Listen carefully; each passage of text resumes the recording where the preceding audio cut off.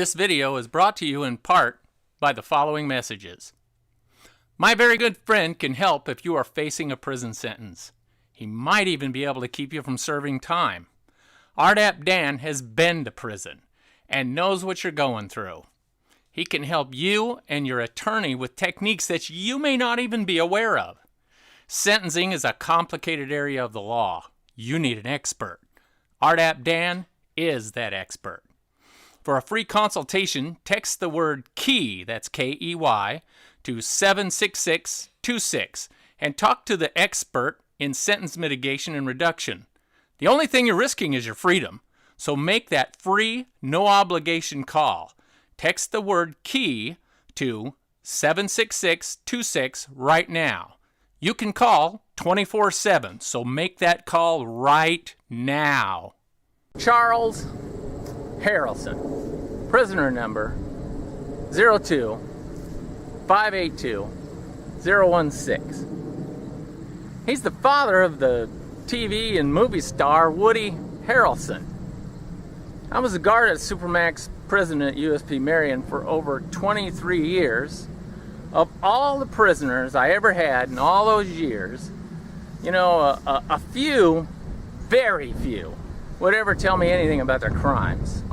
You know, some did, but not many. Harrelson and I had a very strange conversation about a crime he was never charged with. It was so fantastic and hard to believe that until I started to research this video right here, I just thought it was some story that he was telling me to make himself sound good, and, you know, and just while away the time. I just kind of filed his claims in the back of my mind and never really thought about it until this video. Because sometimes prisoners say things to me, you know, to improve their status. They make up stuff to sound like a big man. One prisoner told me he was a cop killer, and when I looked in his record, it turned out that he killed the wife of his prison buddy.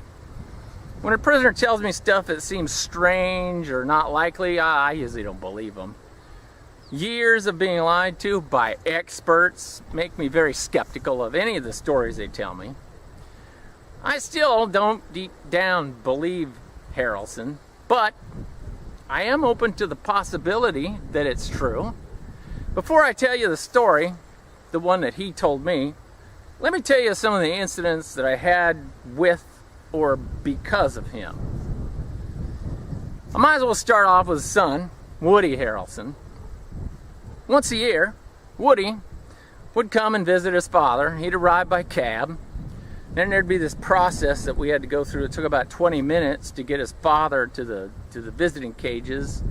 And Woody, or any other visitor for that matter, had to be positively identified. I had all these forms to fill out, and I had to take his photograph and verify his government-issued ID and stuff like that. And I had to stamp his hand with this stamp that had invisible ink on it. It could only be seen by black light. And when he left, I had to make him put his hand underneath the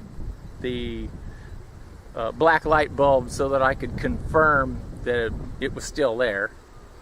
You know, the prisoners, I don't know why they thought they would exchange with their visitor, because they were separated by a glass wall. Maybe you've seen the video that Gotti has out floating around where he's talking to somebody on the telephone, and that's the same thing that Woody Harrelson and his father had to do. They could, you know, just see each other and talk on the phone, but they couldn't actually touch or anything. Now Woody, he wouldn't carry a photo ID. All he ever had was a credit card. He told me he didn't need one because when the cops stopped him, they all knew who he was, and he just, you know, engaged him in conversation and tell him a few jokes, and then they'd let him go without ever giving him a ticket. Would you like to financially support this channel? Would you like me to buy better equipment to be more motivated to make more videos? Then by all means support me on Patreon. I have no doubt that Woody was telling the truth about this. The reason I believe him is that that there's rules that if there's no ID, no entry, no exceptions. There's a there's a bull circling me here, so I may have to get up and run off at any moment in the middle of this video. But Woody would just ask me to call the shift lieutenant, which I would, and I told the lieutenant what the deal was, and the lieutenant came up to the lobby, and Woody would have a conversation with him and tell him a couple of jokes, and the lieutenant would tell me to let him in. This happened every time Woody visited. I saw others turned away, but there was a separate rule book for, the Hollywood elite. In any case, there was nothing I could do about it. Before anybody asks, I never kept a copy of any of the photos I took of any visitor. Probably I should have. The guys who worked in the visiting room, they told me they invited Woody into the officer's station to talk with him while they waited for the senior Harrelson to be brought to the visiting room, all cuffed up and shackled. It was a very small room, and it had monitors all over the walls for the cameras and the equipment that we used to record and listen to the prisoners and the visitors while they're talking. That phone is recorded, and there's a camera actually on the people while they're in the visiting room. They told me that Woody told him a few jokes, and he was a very funny man, and that everybody liked Woody. I bet no other visitors have ever been inside that little room in the visiting room. I saw Woody meet the girlfriend of a drug lord out there in the lobby. She was very pretty, and I monitored one of her visits. She and the drug lord talked about the good old days when he had several orgies. They had a very graphic conversation that I'm not going to go into here about what she did with him at these sex parties. Now, Woody paid off his cab, and he left with that girl one time. And prison has no secrets. The drug lord caught wind of her leaving with Woody, and I never saw her again after that. Kind of wondered what happened to her. I did know that several of the witnesses in the drug lord's trial had accidents just before they were to testify. Made me think it might not be healthy to be a girl who cheats on her drug kingpin boyfriend. But I had no idea where she went or what happened to her. While he was chatting up this girl, I saw another girl stop and stare at Woody and tell him that he was Woody Harrelson. He told her, "I know," it was pretty funny. "Hey, you're Woody Harrelson," he says. "I know." Bet it happens all the time to them people. It was pretty funny, made me laugh. The woman just stood like frozen to the spot, and I actually had to kind of nudge her to get her to move down the hallway after seeing Woody Harrelson. Now, speaking of Harrelson's visitors, there was this lady that would come several times a year by the name of Joanne Harrelson. She was Charles Harrelson's wife. And she was a really nice lady, and the two of us would have this chat while I processed her to visit. She'd keep me informed about the latest thing that, Woody was doing in Hollywood. I'm not sure if she was Woody's mother, but she did speak really well of him. And I'm still surprised that lady was married to a paid hitman. She just didn't seem the type. I thought they'd all seem like, 1930s gun malls or something. We did talk about guns, and she told me that she couldn't have one because she was a convicted felon. Now, there's more about that coming up in this, too. The crime that got Charles Harrelson life in prison was murder.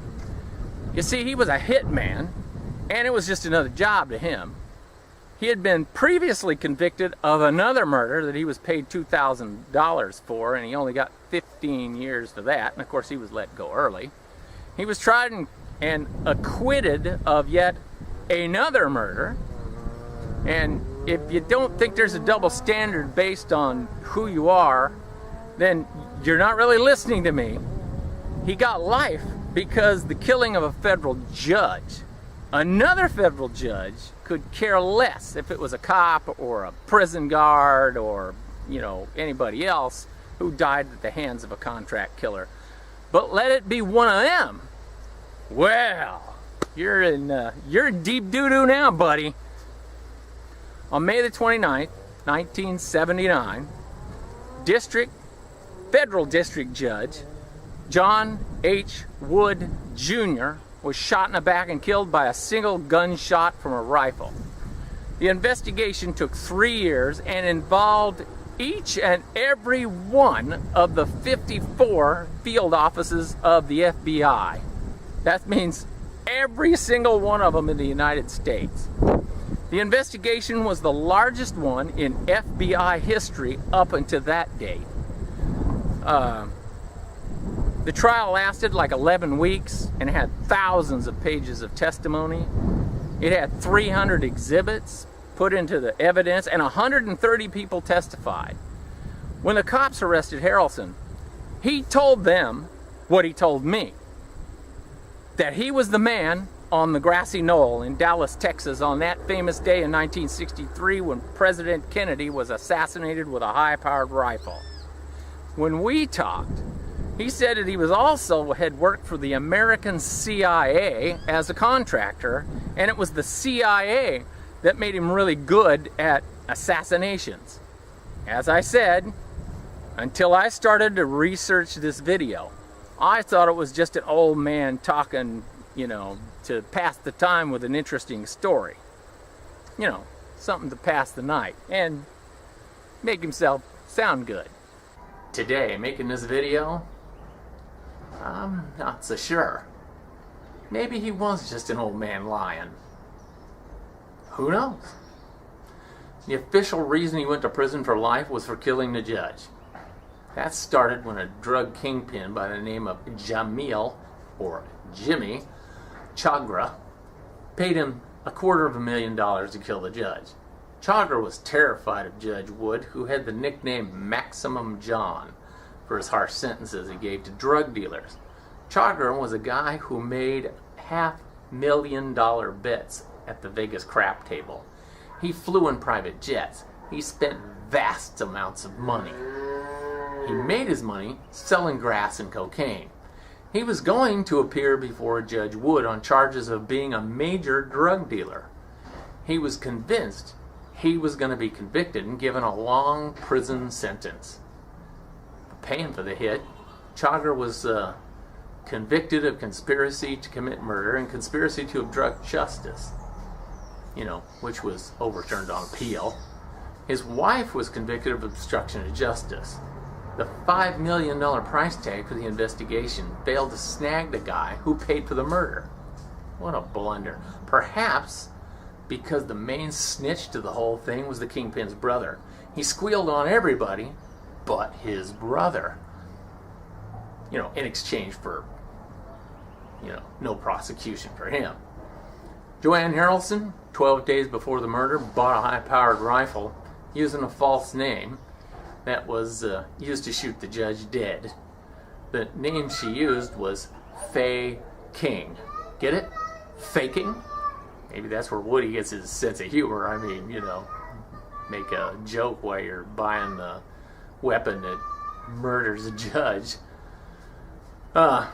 People say I got a sick sense of humor, right? It cost her, it cost her 3 years in prison.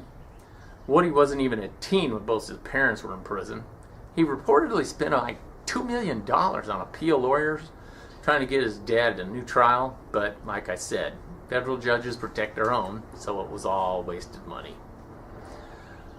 I never saw him do it, but some of the other prisoners told me that Charles Harrelson did magic tricks with cards. He could hand you any card that you wanted. In other words, you just say, give me the 2 of clubs, and he would just hand it to you, what the inmates told me. It didn't matter which card you said. It seemed like he was just taking it right off the top of the deck. Okay. Now, if you've liked this video, hit the like button down there, would you? And it will not kill you to subscribe. Dr. Marla Patterson wrote a book called As I Live and Breathe. It's not only informative, but believe it or not, it could actually be humorous as to some of the things that happened at USP Marion. It ain't all grim. She talks about the times that we were a supermax prison and then the change over to a sex offender unit. If you really want to have a deep understanding of supermax prisons in general and USP Marion in particular, then this is the book that you need to read.